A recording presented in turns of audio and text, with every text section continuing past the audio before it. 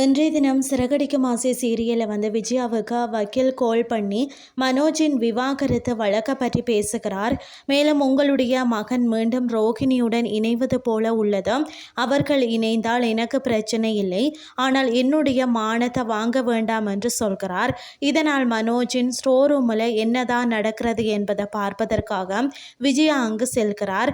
அந்த நேரத்தில் முத்துவும் மீனாவும் பைனான்சியர் ஆஃபீஸுக்கு தன்னுடைய நண்பருடன் செல்கிறார். அங்கு முத்துவின் நண்பர் பைனான்சியரின் கணக்கு வழக்குகளை பற்றி கேள்வி எழுப்புகிறார். மேலும் முத்துவின் வீட்டு பத்திரத்தை பற்றியும் விசாரிக்கிறார்.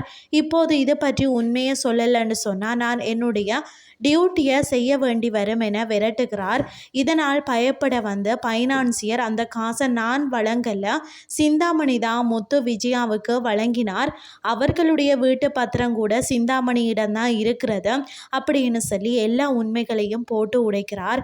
மேலும் அந்த நேரத்தில் சிந்தாமணிக்கு கால் பண்ணி விஜயாவின் வீட்டு பத்திரத்தை மீண்டும் கொடுக்குமாறு கூற அவர் முடியாது, இதற்கு பிறகு நானே பார்த்து கொள்கிறேன், என்னுடைய கணக்கு வழக்கு எல்லாம் சரியாக தான் இருக்கிறது அப்படின்னு சொல்லிட்டு போனை கட் பண்ணி விடுகிறார். இதனால் சிந்தாமணியை வேறு வழியில தான் மடக்கணும்னு சொல்லி பிளான் பண்ணுகிறார். இன்னொரு பக்கம் மனோஜின் ஸ்டோர் ரூமுக்கு சென்ற விஜயா இங்கே யாரெல்லாம் போகிறார்கள் என்று மனோஜை கண்டபடி திட்டுகிறார். ஆனாலும் மனோஜ் ஸ்டோர் ரூமில் எலி இருக்கிறது, அதனை பிடிக்கிறதுக்காக ரோஹிணி பூனை கொண்டு விட்டார் என கதவிடுகிறார்.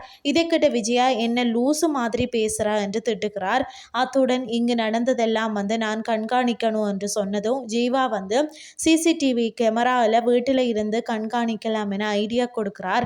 இதனால் மனோஜ் என்ன செய்யறதுன்னு சொல்லி தெரியாமல் உறைந்து நிற்கிறார். இதுதான் இன்றைய நாளுக்கான எபிசோட்.